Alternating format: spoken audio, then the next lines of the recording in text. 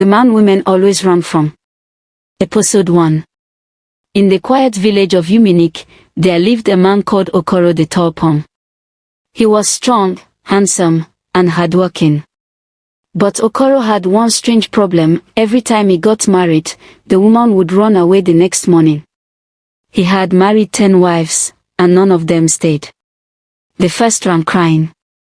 The second packed at midnight. The third didn't even wait for morning. She climbed the window and disappeared before dawn.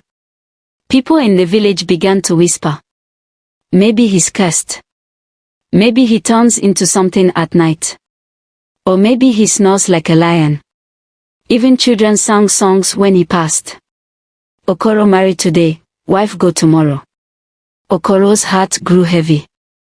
He wasn't a bad man. He treated his wives kindly, built a big hut, and gave them fine wrappers. But no one ever stayed long enough to tell him why they ran. One night, he sat outside, looking at the stars. His friend Odigu came to console him. "My brother," Odigu said. "Maybe your destiny is not to marry. Some men are meant to plant yams, not families." Okoro sighed deeply. "But Odigu, I just want peace. I want someone who will look at me and not run." Days passed. Okoro stopped going to festivals. He no longer joined the moonlight dances.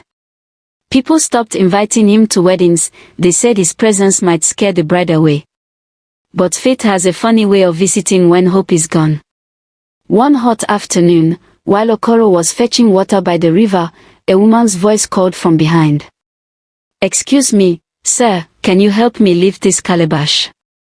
He turned, and saw Amoka, a traveler with bright eyes and the courage of a lion. She smiled and said, "You must be Okoro, the man everyone talks about." Okoro's heart skipped.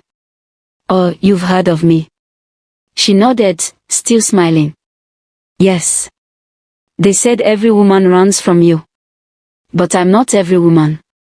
Okoro didn't know whether to laugh or run himself. That evening, the villagers saw them walking together, and their mouths fell open. News spread across Uminik like harmattan fire. Okoro is getting married again.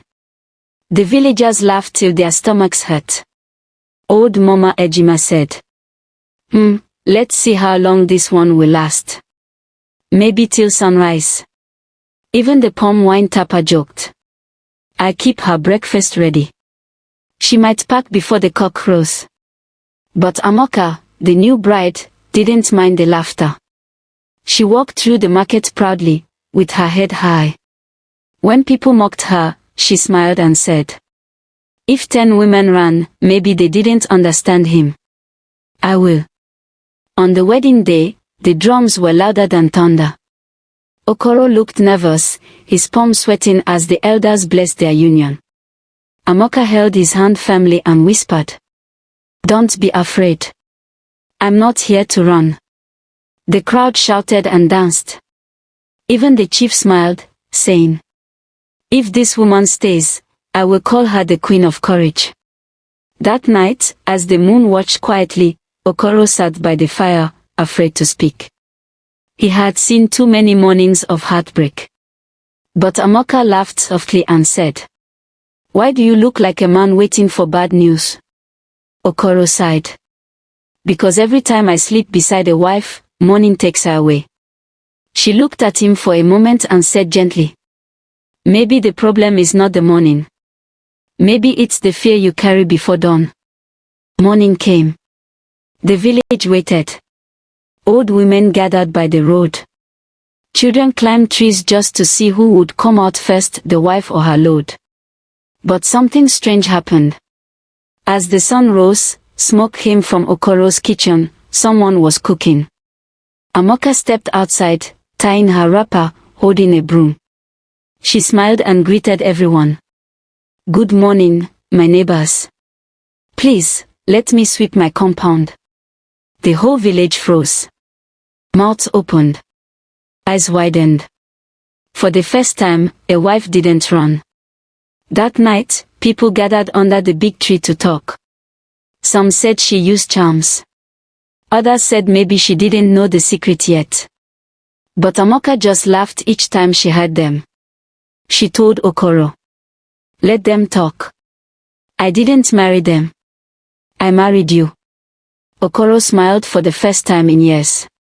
And as they sat together under the moonlight, he whispered, "Maybe the curse has finally ended." But Amoka looked at him quietly and said, "My husband, not every curse is from the gods. Some are from hidden truths." Her words made his heart skip.